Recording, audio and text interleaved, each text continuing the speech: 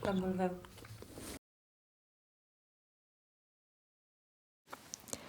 Present és el nom del temps actual i l'adjectiu que s'aplica a allò que apareix en l'aquí i en l'ara. Però també és un do, un regal, un present. Triar present per incloure'l en un vocabulari pel futur és com confiar a través del temps un do que no és a les nostres mans. Potser hi serà en les de qui el rebrà. Un do que, si no es transforma en acció i pensament, mai serà del tot present. En aquest sentit, el present es pot dir com un pur manament i com una comanda a l'esperança. Encomanem-nos a la poesia. Deien Mireia Calafell i Josep Pedrals. 100 buits per avançar les palpentes. Escrivia Maria Beneito.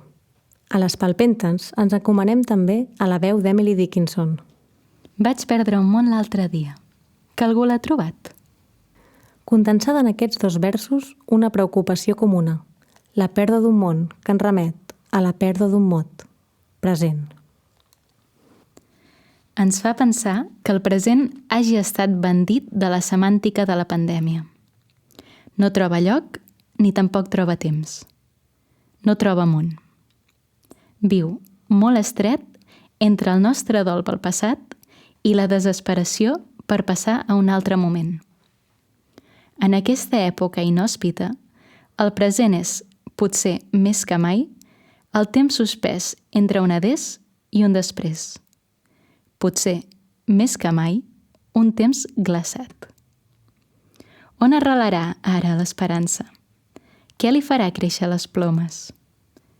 De bell nou, en paraules de Dickinson, l'esperança és la cosa en plomes, que es posa sobre l'ànima i canta la melodia sense paraules, i no s'atura mai. No ha demanat mai una engruna. Desconeix la llengua nostàlgica d'un passat, primer desmemoriat i tot seguit normalitzat. Desconeix també la llengua estratègica d'un futur que s'imposa amb urgència, mentre caminem cada dia sobre les desfetes de petits horitzons. Però ara, en present, només es parla de les xifres del malestar, de la pèrdua i de l'amenaça, de les restriccions de la presència i de les sortides desesperades. Com si el present, el temps verbal, fos el que ens confina, el que ha perdut un món sòlid.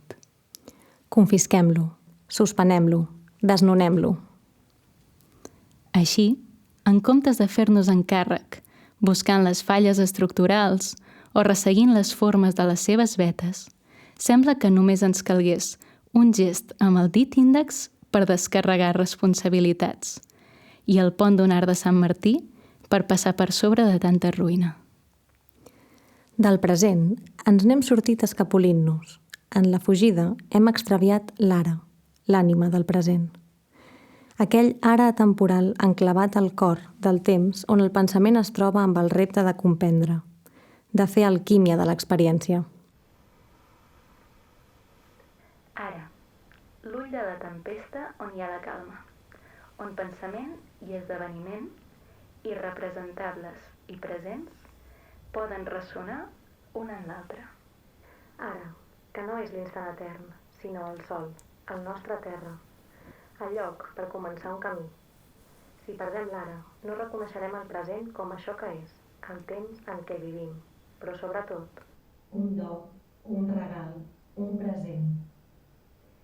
Des de sempre hi ha un present que ens ha estat donat sense preguntar-nos abans si el volíem. Ja en néixer, el rebem com a condició, com a xarxa pel fet que veiem la llum en un món i en un nosaltres, que ja hi era. Tot i això, cada cop que el do, el present, arriba, sempre du inscrita a l'etiqueta la possibilitat de prendre'l com a propi i fer-ne l'ocasió per a la iniciativa. Representar-lo, posar-lo en joc, amb la paraula i en córrer el risc de l'acció fent-nos presents entre presències. Fins i tot quan no sabem com, quan i on aplegar-nos de nou, el present convida a la iniciativa i la resistència. ens permet de resistir-nos a la necessitat i a la temptació de trobar una interpretació que ens en doni les seves claus. Ens permet de no doblegar-nos a la lectura unívoca dels nostres atributs, dels nostres esdeveniments. Ens crida a aprendre a viure amb el que no és clar. De manera que no es tracta de dominar aquest nostre present trasbalsat amb un discurs que tingui totes les respostes o amb una teoria del tot coherent que ens ajudi a superar la incertesa i les ombres, sinó d'intentar saber què està passant i d'aventurar-nos a dir la veritat. La veritat sempre plena d'incertesa.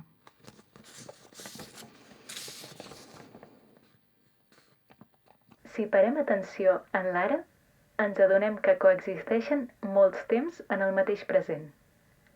Caldrà llavors imaginar els nosaltres que no són nostres, parar esment a les asimetries, a les desigualtats, però també a la cosa que ens aplega.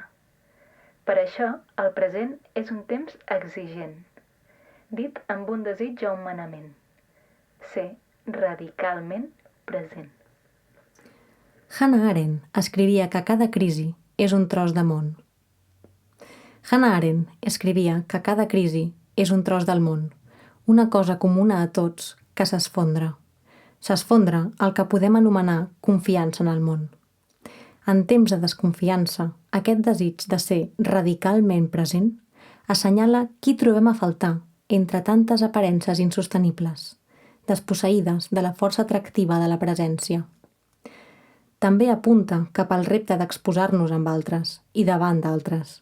Per exemple, en la tasca difícil de trenar petites o grans promeses mútues. Promeses i compromisos que ens permetin reteixir, per fràgils que siguin, espais de confiança, de presència, de cura, de resistència a un present polític que té el nom d'un virus, que no acaba de passar, com si es tractés d'una pausa, com un moment d'interrupció d'un temps que després continuarà amb la seva marxa cap al futur. Tornem a la claror dels versos de Dickinson. Vaig perdre un món l'altre dia, que algú l'ha trobat. El reconeixereu perquè té una filera d'estels entorn al seu front lligat. Potser, enmig de l'oceà de contingències, retrobem en la promesa alguns estels. I aquella cosa en plomes, que no vençuda per la tempesta, ens crida a evitar el present. A la pista lluminosa de Dickinson responen amb una crida els éssers plomats de Mary Oliver. Siguis qui siguis, i per solitari que siguis, el món s'ofereix a la teva imaginació. Et crida com les oques salvatges, ferèstegues i excitants, una i altra vegada, anunciant el teu lloc en la família de les coses.